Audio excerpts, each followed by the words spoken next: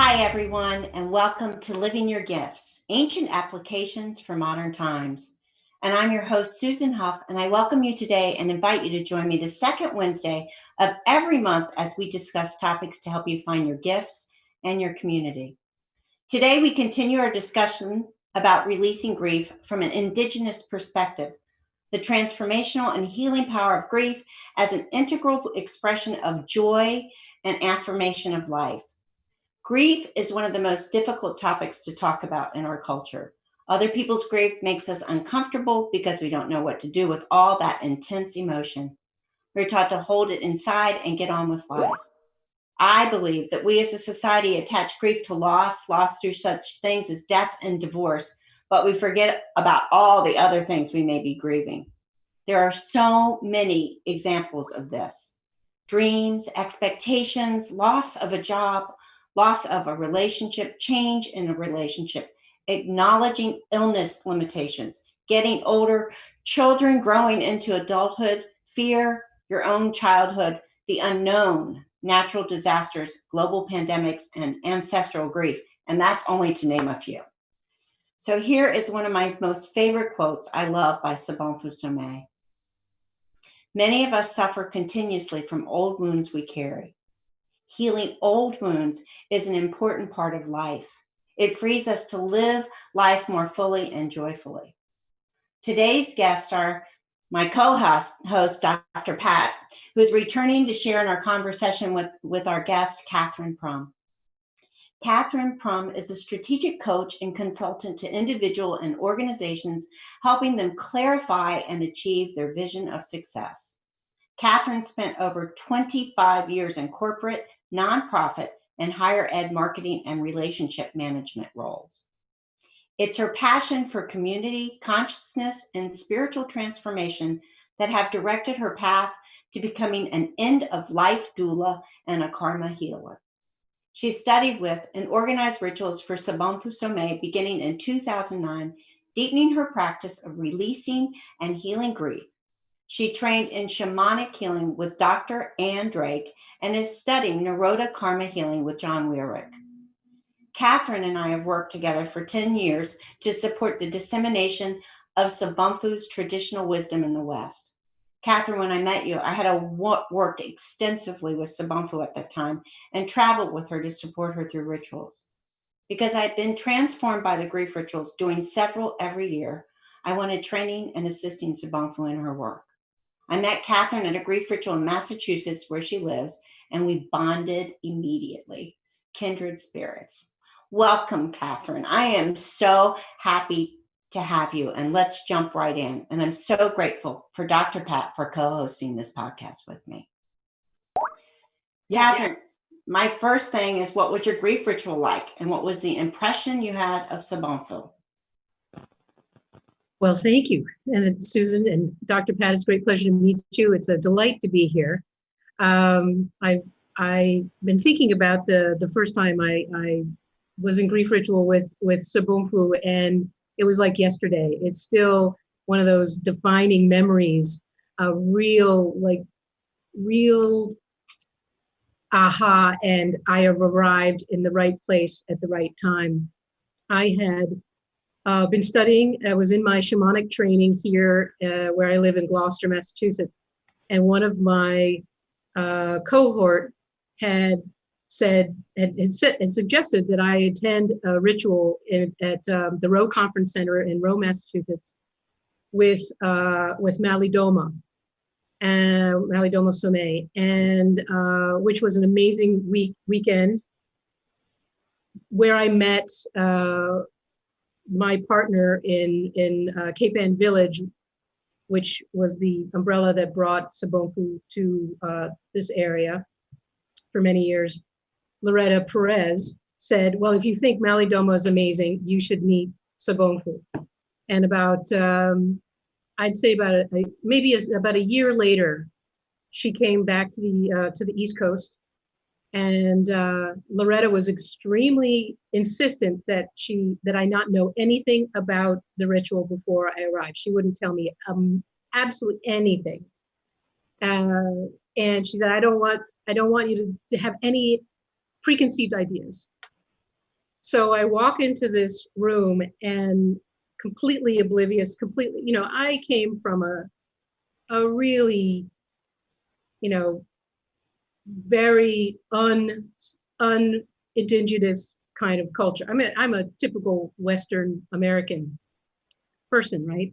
And this was the farthest thing from anything that I had conceived of before. And the ritual with Malidoma was certainly an icebreaker, but this one was just, I can still feel the electricity of that moment, complete unknowing for one thing, ignorance, complete ignorance, and then having all of these people walk in and just be excited and anxious and kind of, unprepared, but a lot of people who had already been through it. So that was kind of real curiosity for me. And then Sobonfu walked in, and the energy in the room just transformed from, and from there on, I was kind of hooked, but I didn't really understand yet what I was doing and what the potential was of that experience until we broke up into little groups and we started to talk about why we were there. And I told the same story. I don't know why I'm here. My friend dragged me here, of my free will, of course, but I'm here. I have no idea. And in that conversation and in that moment, I had a revelation that where I was in my life, incredibly repressed, I would say, stuck, struggling to understand where I was going with my life, really in a lot of suffering, a lot of confusion, a lot of disassociation, not being able to connect with my own life or my own sense of my life and my life purpose, which has really been my driving forces. Like, what am I here for? What am I supposed to do? Where am I going? And I realized that I had been in that moment veiled in grief, and that I couldn't connect with who I was because I had had so much grief, and grief that was unprocessed, grief that was unexpressed, and grief that just, I had pushed down because that's what my family, my culture does.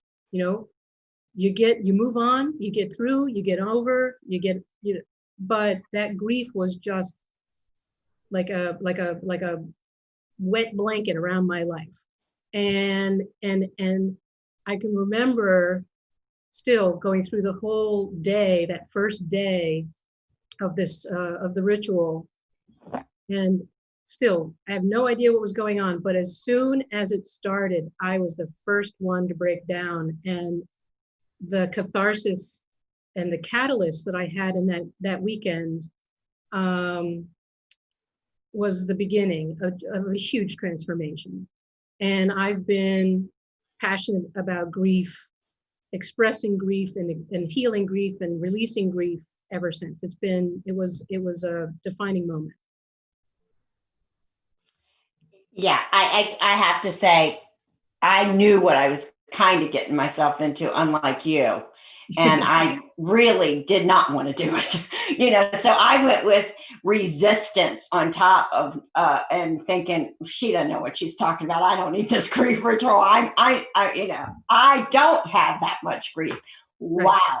I mean, if we could have, right now, we need grief ritual upon grief ritual upon grief ritual in this culture. We need a global grief ritual right now. We really do. And I don't know about you. Catherine and I have been talking a lot about how do we bring this amazing, difficult process, because I'd be lying if I said it was easy. It's Right. not out into the world again, because let me tell you, when we come out of seclusion, this has got to be a part of people's life. Right. Got to Right. be, because I don't know about you guys, but I'm holding more grief than I've probably ever held. Well, and it's very difficult. And this is, I think, what the lesson of I learned from Sabonfu. It's extremely difficult to do it in isolation. It's extremely difficult to do it alone, and you need community. And we have been nothing but isolated, from community for months now, and so there's a lot building up, a lot of pent up, and we can see those expressions of grief in the news and in the stories that people are telling, but it's definitely needed. Yeah, it definitely is. Um, I think it's time. Let's go to a break, and we'll come right back with more of Catherine Prum and Dr. Pat.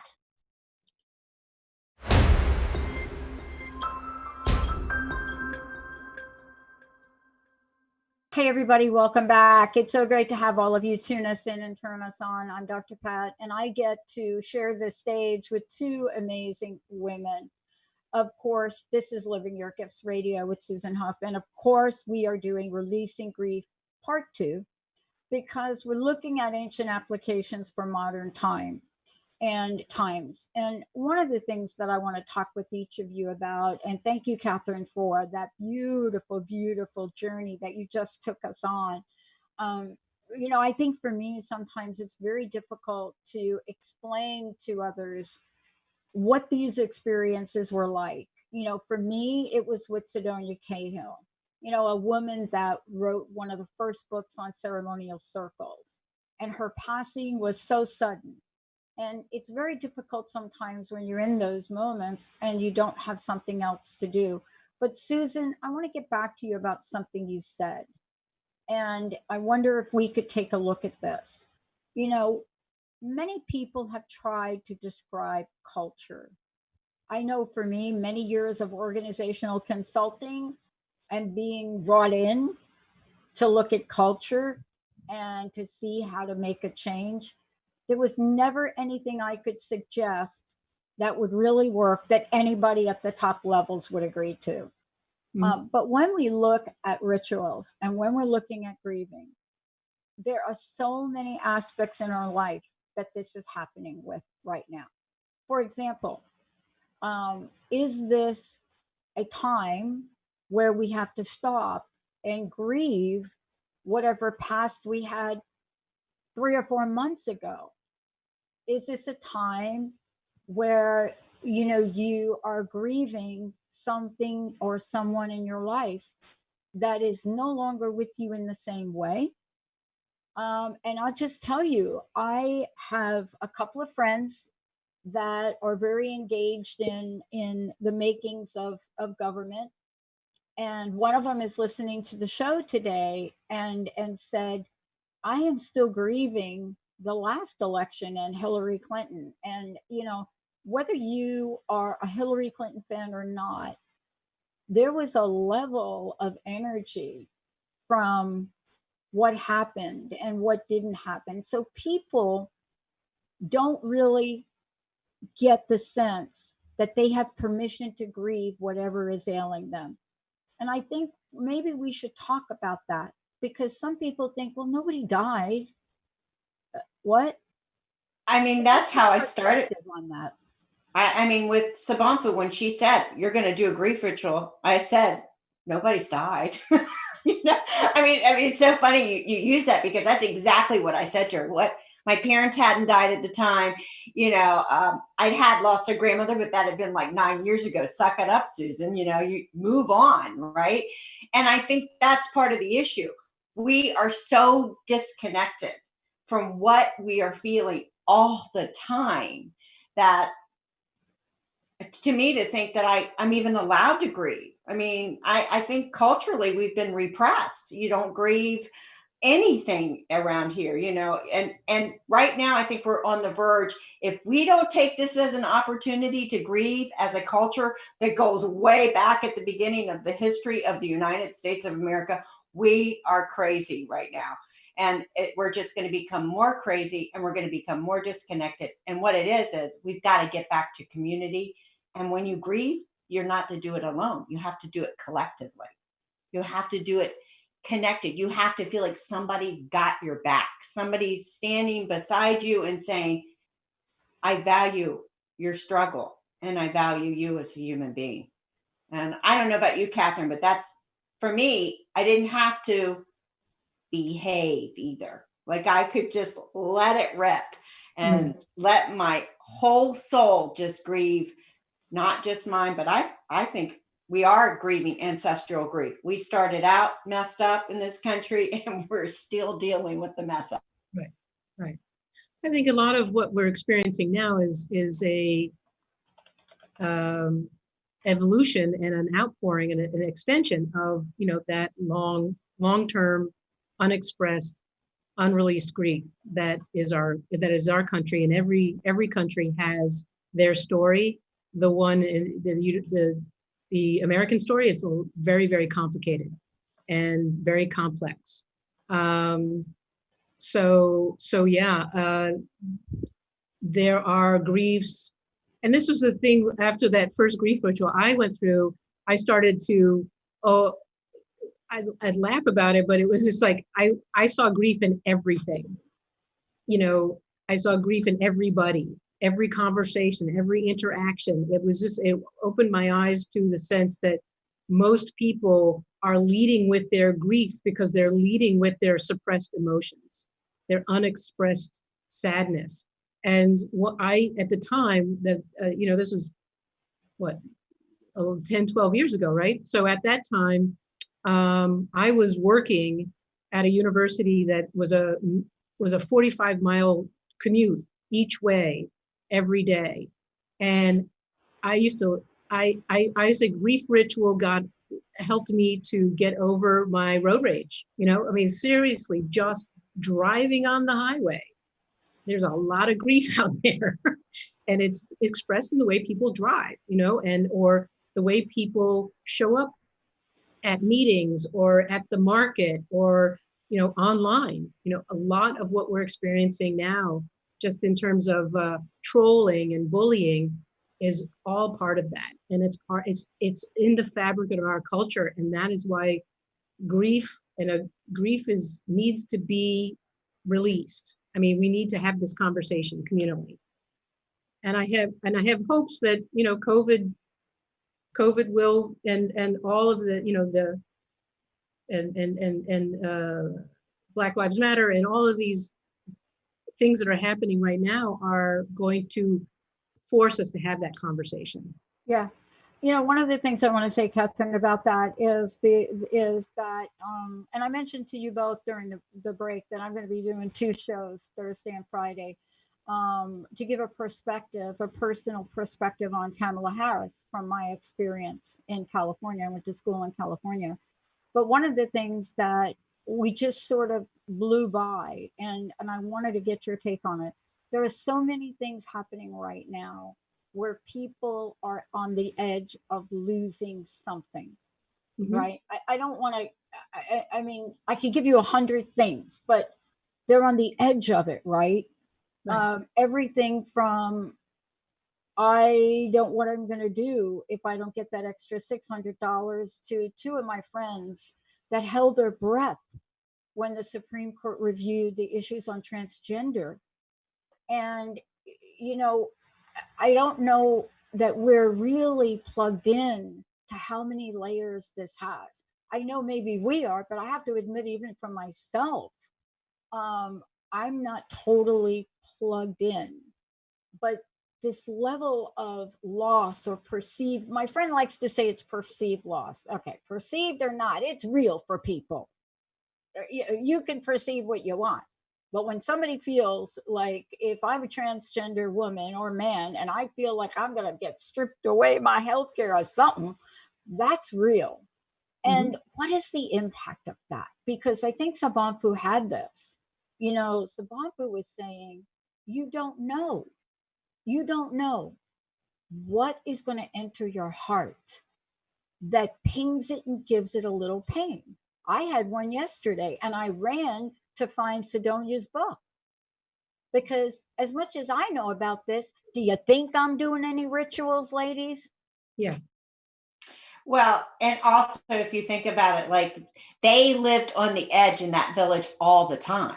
They didn't have water. They didn't have food sometimes, but they knew how to deal with their grief unlike anything I've ever seen before. And like I said last time, I was at a grief ritual. And on the other side of that grief ritual is true joy.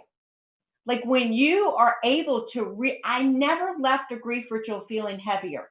I always left a grief ritual feeling lighter, feeling more like myself, feeling more embodied in why I'm here than ever before, because I'd had the space and somebody and took the time in community to be honest and real and not to pretend that I'm okay. And we are told to suck it up and be okay in this culture, no matter what hits us.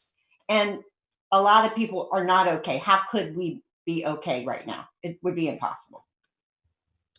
Well, she certainly created a framework for us to appreciate and understand the context of grief and how we were not handling it, right?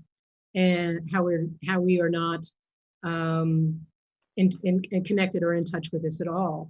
And the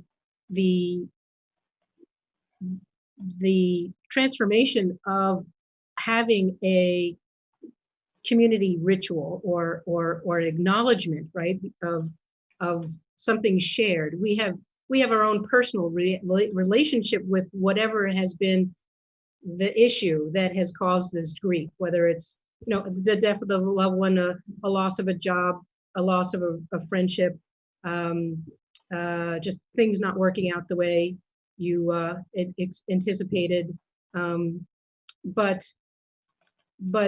to be able to share that experience and have that have that context in that conversation it is transformational.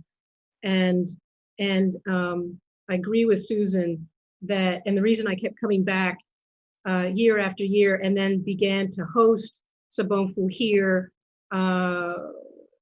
with my friend Loretta was to create and to expand her work and to reach as many people as possible, to be able to plant the seed of that kind of conversation in our culture. And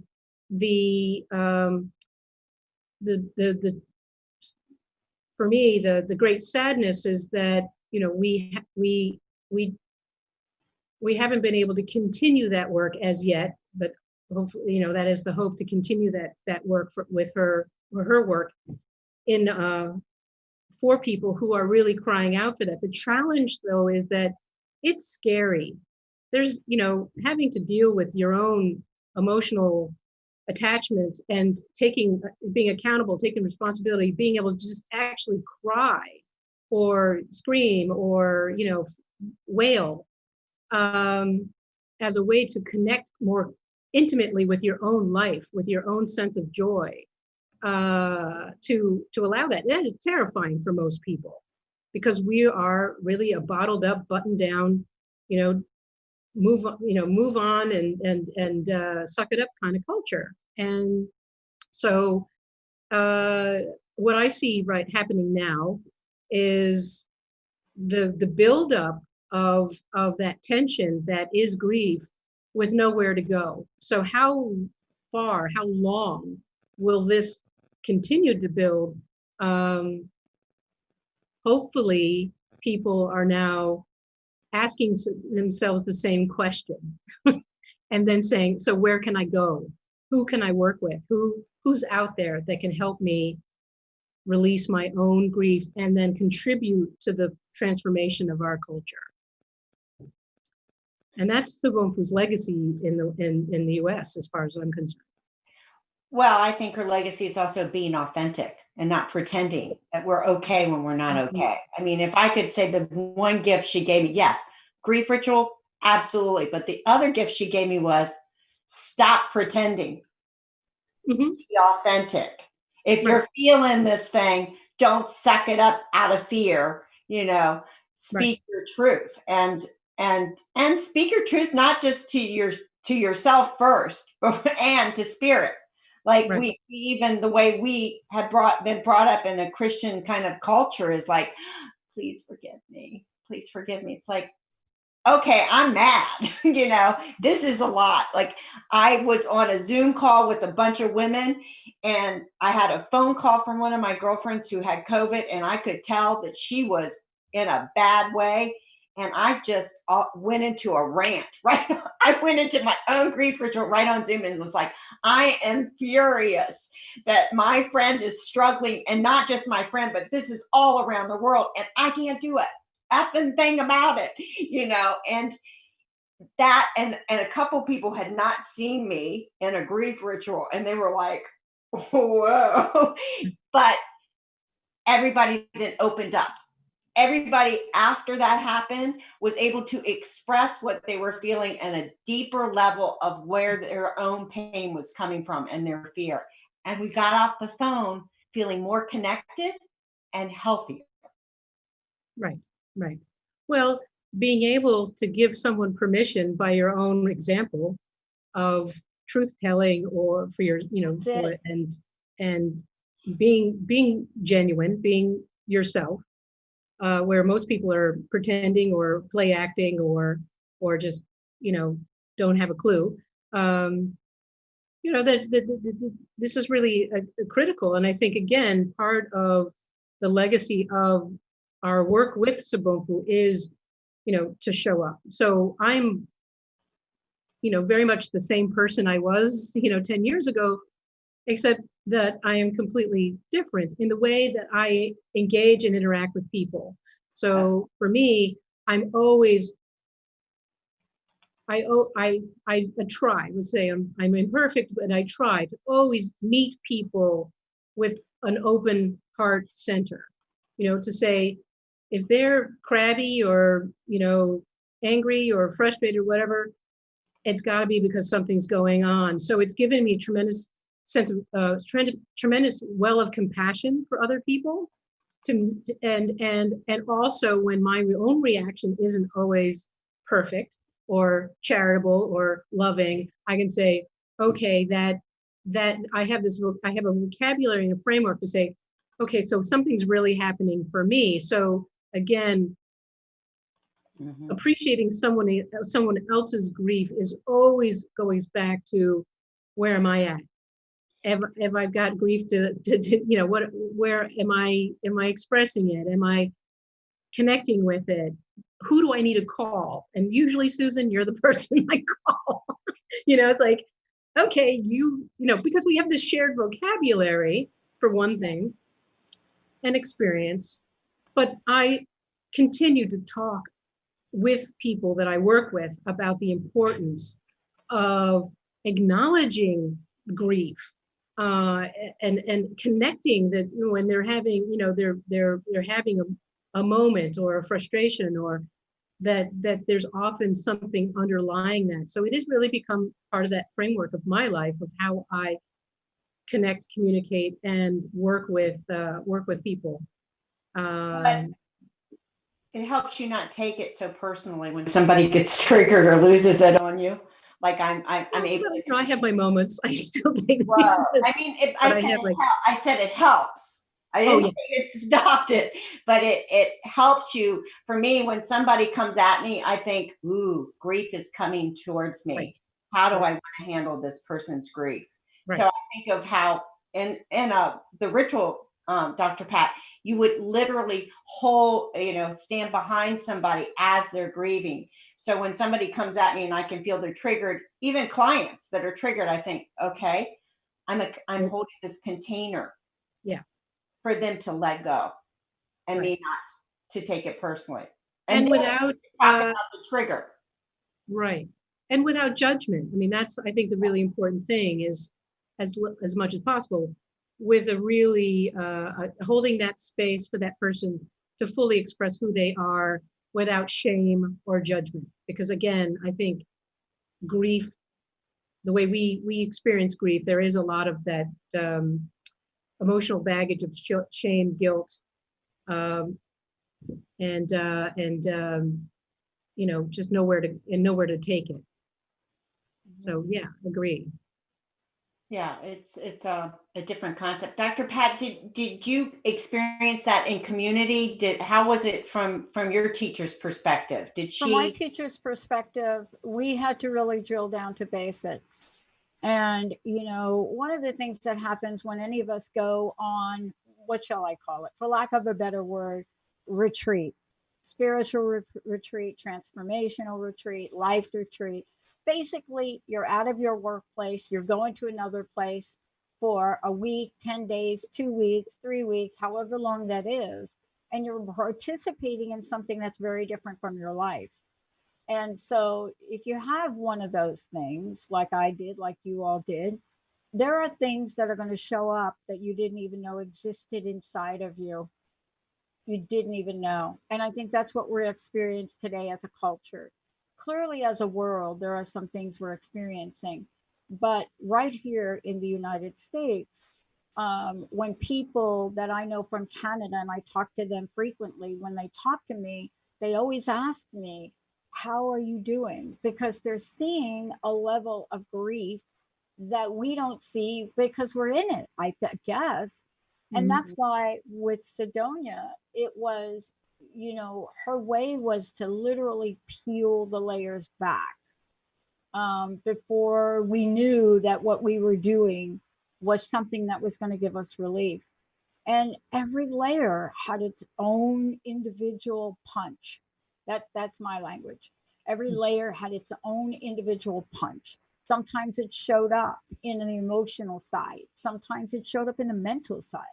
I mean, sit outdoors for 24 hours with just water, day, night, animals, whatever you are, and see what your mind tries to tell you. And I think that today we have these things happening right now in our homes.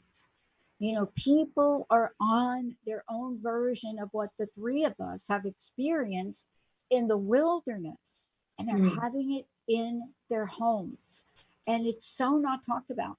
The idea that sheltering in place is a really cool term, but there's some things that are happening now that people have not experienced, I don't think, ever in their lives.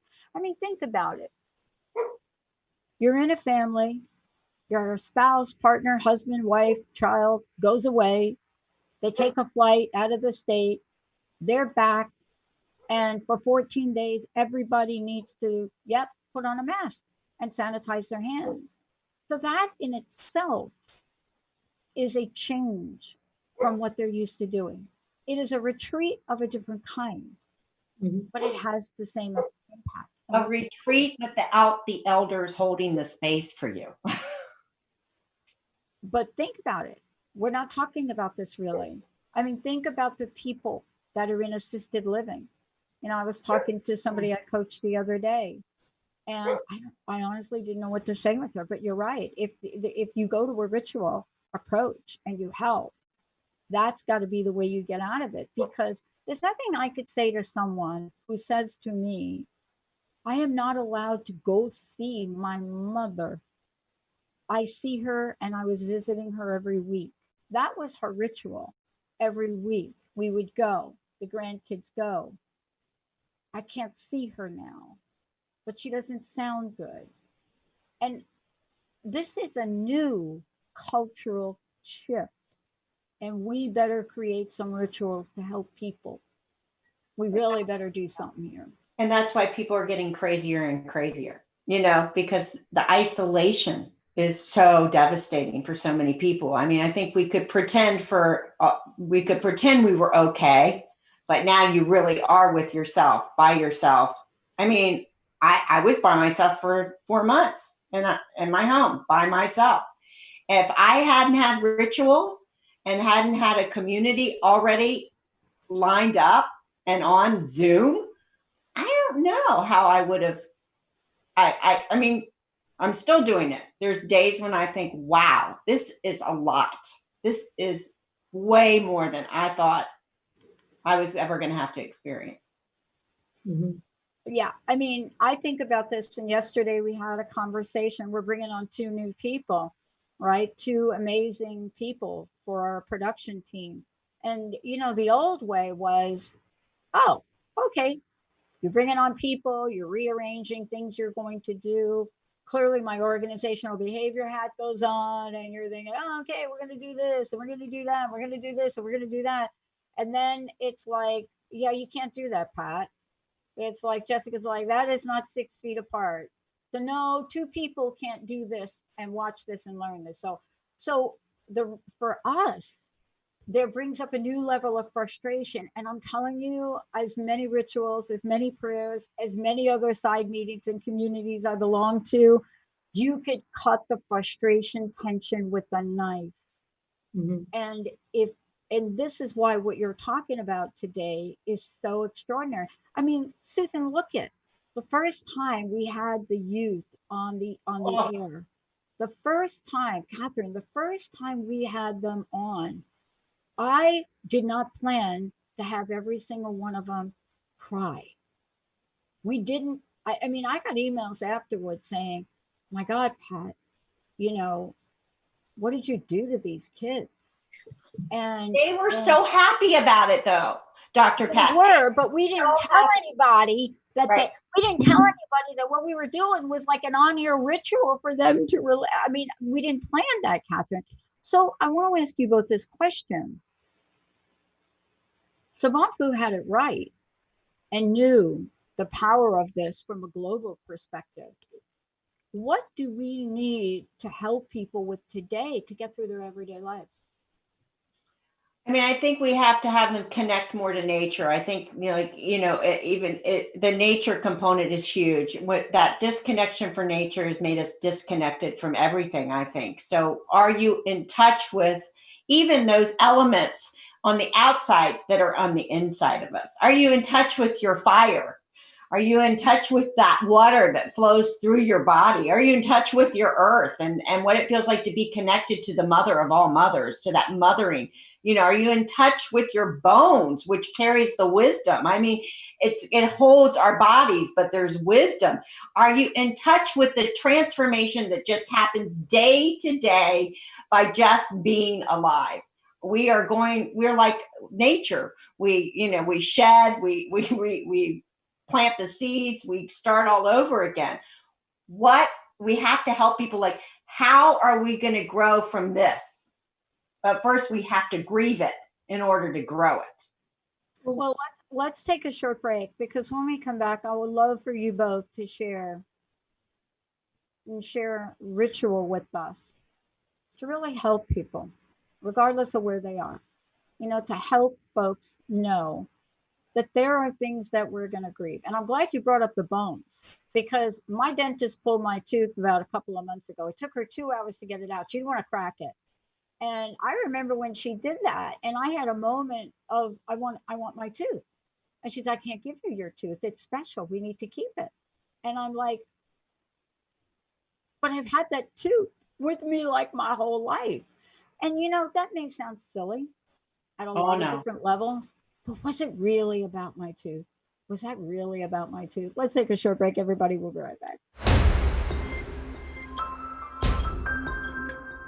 Hey, everybody, welcome back. You are listening to Living Your Gifts Radio with Susan Hough and me, Dr. Pat, and we have a very, very special guest joining us here today as well. Someone that knows exactly what it means to understand, appreciate, implement, and be in the presence of ritual. Catherine Crum. Now, before we get going, I would love to know each of you. Catherine, maybe you first. Love to know, how do people find out more about you? So let's give them that. And then you too, Susan. Well, my website is catalyststrategies.com, catalyst with a K. And you can reach me there. I'm also accessible on LinkedIn. So that's another great way to reach me. And I'm livingyourgifts.com, and you can reach me all the time, or at livingyourgifts.com on Instagram, and you can always call me at 703-505-5152. So, Well, thank you both. Look, in the next 5 or 6 minutes we have here to bring this conversation full circle, there's talking about ritual, and then there's experiencing ritual. And you've got something planned for our listeners, Susan. I just want to say the value of water with releasing. Water is the element that you would always use for grieving, releasing, clearing the way, opening up the channels. I mean, think about it. Water runs through us, and we can release that way. But one of my favorite rituals, and I'm going to make it simple for you, because these rituals can be as detailed as you want, and also can become simple. And this is a ritual that you would use on a regular basis every Friday. I do this ritual. I think Catherine probably does this ritual every Friday. And it's a milk and honey ritual. And what you do is you get a little bit of honey and you get a little bit of milk, and you put it in a jar together. And milk is for nurturance, and it represents cow's milk. We are the milk, mother's milk. And honey represents sweetness. So what you're doing is you're walking down to water. And if you can't do it in water, do it in your home. Do it at the sink if you can't get out of your home at this point. But you take that milk and that honey and you shake it. And you call in and you just talk about whatever is making you feel crazy, whatever it is you need to let go of, whatever feels like it's holding you back and causing you to struggle. And you pray. And you tell spirit, and you tell the water spirits in particular, like, I got to let this go because it's playing in the background of my life. So an example would be like, water spirits, I am so angry that I'm isolated and alone right now. I need me some sweetness to come into my life. I need to feel held and nurtured at this point in time, because I feel like I can't go on like this any longer. If you can do it with a friend, it's even more powerful. Even if you get on Zoom, I've done it on Zoom with women. They have their milk and their honey in their containers. And I say, go and let it flow out and into your sink afterwards, or bathe in it to bring sweetness and nurturance into your life. And so when you make the offering to the water, you say, may this milk nurture me and the world. May nurturance go to all around the world, and to every sentient being, may they feel a nurturance. And may sweetness awaken within me and within the world. May it help our leaders. May it transform us. May it help us flow and be cleansed and cleared and open to a new process, to new beginnings and a new way. I mean, I could go on and on about how you could pray about it. You can call it Jesus. It's not religion. It's like, just take your grief somewhere that's outside of you. Right, Catherine? What do you think? Mm-hmm. Catherine and I do this when we get together every Friday after the sun rises and before the sun sets is when you do this ritual. Right. And you do it on a Friday because it's an Earth Day. And you do it at the water because it moves the obstacles. But I have to tell you, I will have a buildup all week where things will be like, and when it's done and I let go and I cry and I scream and I just do whatever I need to do, and I put that milk and honey into the water, and I have to tell you, I just can relax in a different way. Yeah. And the amazing thing is, after that, and it's important to be attentive to what happens after a milk and honey, because your prayers are answered. You're not exactly always in the way that you expect it, with like any prayer, right? But it's important to. I always come back feeling, unburdened, released, relieved. I always sleep really well after a milk and honey for some strange reason. But it's in those next couple of days, things do shift.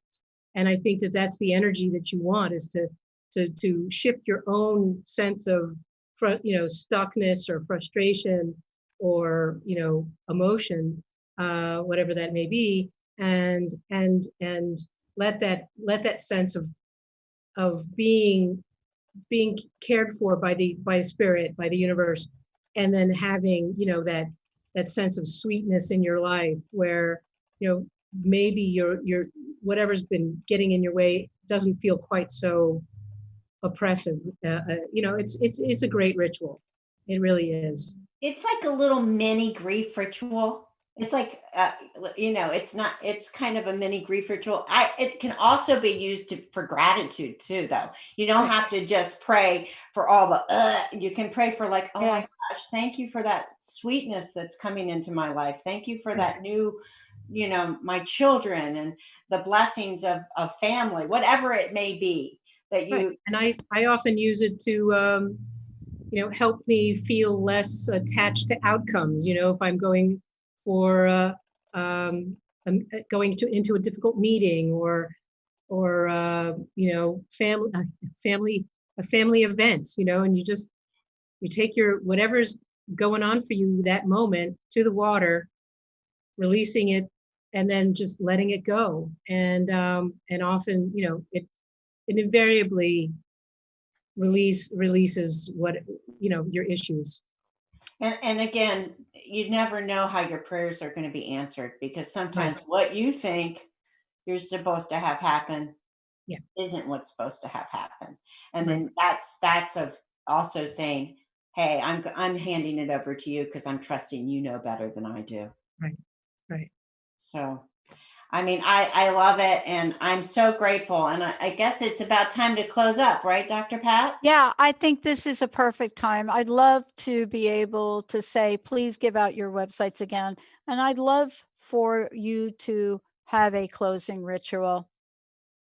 Yeah, I just go to the water, or take some time. Water carries an emotion. So if you can, anytime you drink water, infuse it with love and joy, because on the other side, when you really do grieve, is joy. So I am so grateful to Dr. Pat for co-hosting the show today. And Catherine, what a pleasure to have you join us and sharing your experiences with grief. I know these times are challenging for everyone, and I'm honored that you have chosen to spend time with us. And Catherine, could you let them know where they can reach you again? Yeah. Well, yes, catalyststrategies.com, catalyst with a K. And I will give my number as 781-727-3134 to text or call. So, and LinkedIn, Facebook, all of those places I'm at. And I look forward to seeing everybody on the second Wednesday of next month, when we will continue to discuss ways of coping in this arena. And you can reach me at livingyourgifts.com, and also at 703-505-5152. And Dr. Pat, always a pleasure. It's I'm amazing. so honored. And thank you so much. And I want to thank Sabamfu for the energy, the spirit that is timeless. I mean, we could talk about grief for every month for the next probably. Maybe we should talk about her world of possibilities next time. Well, I have to tell you, when you grieve, there is a world that opens up. That's it. Thank you all. Thank you for tuning us. Tuning us and turning us on. We'll see you in a few minutes.